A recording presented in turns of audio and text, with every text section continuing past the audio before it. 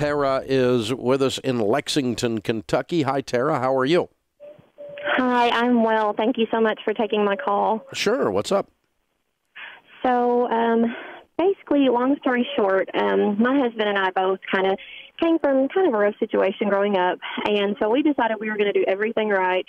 We went to college, we bought a house, all this stuff, and now basically we found ourselves in a position where we make decent money, but even something as simple as like getting the oil change in the car, is stressful just because our income is just maxed out completely.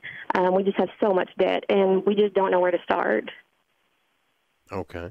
And so what is your household income? We make right around $90,000 a year. Okay. And what kind of debt do you have, not counting your house? So the worst thing, we didn't make very smart decisions in college, and so we have about $100,000 between the two of us in student loan debt. Mm-hmm. We have a little over $60,000 in cars, mm-hmm. and we're upside down on both cars, so mm-hmm. we're not really sure how we would even go about selling them to get out from under them. Mm-hmm. We've got about $10,000 in credit cards. We've got a $10,000 personal loan. We've got some medical bills. Just a little bit of everything, really. Mm-hmm.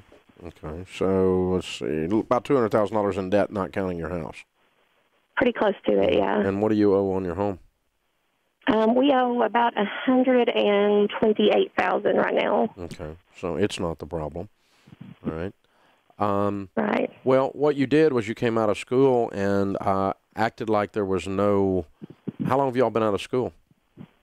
Well, I've been out for, I guess it's about 6 years now, 7 years. And then my husband, he worked full-time through the whole time and went a lot slower. So he actually just graduated a couple years ago. Yeah, but from college age, you guys are 7 years out. You fit the pattern.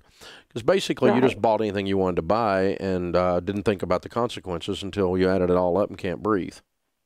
Exactly. That's how it feels. Education, cars, things on credit cards, whatever. We just put it on let's just go get it. As long as I can sign a pice of paper and walk out with the item, I'm good. Let's go. That's exactly. So the question then comes is this. I've worked with folks in your situation, and I've been in dumber situations and deeper situations than you're in. I've done dumber things than you've done. But what I've found is that when you wake up in this situation, the people who are able to change their lives make dramatic moves because they are truly sick and tired of being sick and tired. Is that you guys? Yes. I mean, it's just, we should not feel the way we feel every day, just so stressed, and we're just surviving, basically. Yeah. Okay. So here's what we're going to do. We're going to sell both cars. We're going to cut up your credit cards. You're not going to go inside a restaurant for the next 3 years. Okay. And you're not going on vacation. Oh, I'm not kidding.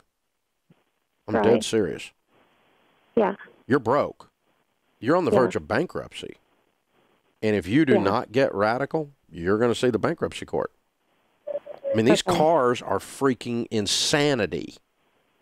Absolute insanity. Yeah. That you own $60,000 worth of car debt and you make $90,000. I mean, the finance manager must have been smoking crack.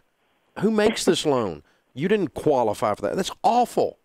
It's a disaster. And you sitting there with $100,000 in student loan debt, and then you go do that. Oh, my gosh. Yeah, 2 beaters. You get 2 $1,000 cars, and we get rid of these things. So who do you owe the money to on these 2 stupid automobiles? One of them is U.S. Bank, and then the other one is a credit union. Perfect. That's good news. So the worst part of that is that also tells me you have a fairly high interest rate on both of them, don't you?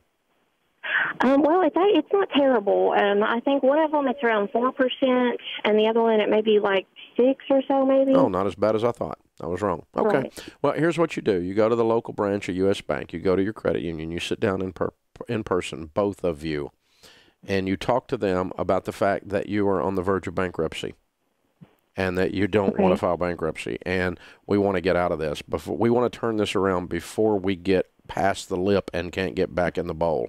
Okay, and so you guys, here's the deal. We're going to sell these cars, and you're talking to your branch manager now, and you're going to allow us to sign a note for the difference, for the amount that's upside down.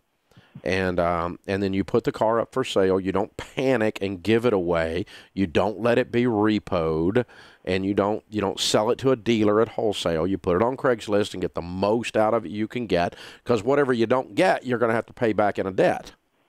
Right.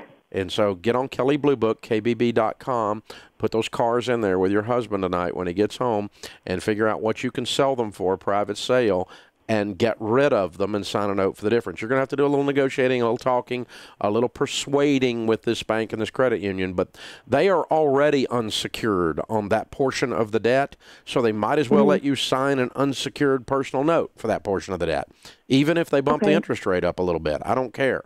I want rid of these ridiculous automobiles. And then you guys go get you a $1,000 car to get back and forth to work. It's all you need for right now. We're not going to drive a beater the rest of our life, but for right now, you're driving a beater. And you're looking for extra jobs and anything you can do to get your income up. What do you own that you could sell? Well, it feels like not much right now. It feels like we owe on everything that we have, pretty much. I don't know. We could go through our garage and see if maybe there's anything as far as tools or. Okay, let's have a garage sale. Let's have a garage sale this weekend. Let's put the cat on Craigslist and the dog on eBay, and let's try to get some stuff moving into money. And then any extra work you guys can pick up anywhere to add to the income. And then we cut the credit cards up.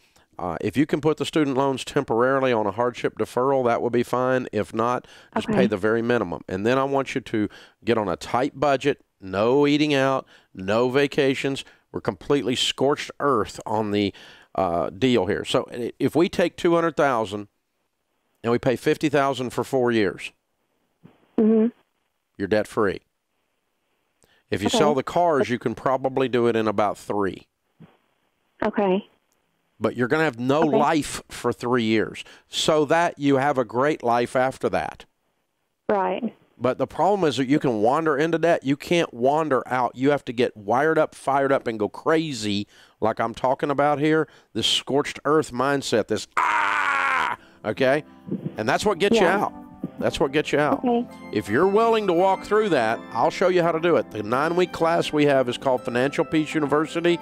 I will pay for you to go if you and your husband will promise to both attend. I'm going to put you on hold. Kelly's going to pick up. If you make her that promise, she'll put you in the class. If you don't, then you're going to wander along until you figure out that you're going to have to get serious about this. This is the Dave Ramsey Show. Hey guys, thanks for watching. If you enjoyed this video, click the subscribe button to get the latest content and check out these other great clips from the show.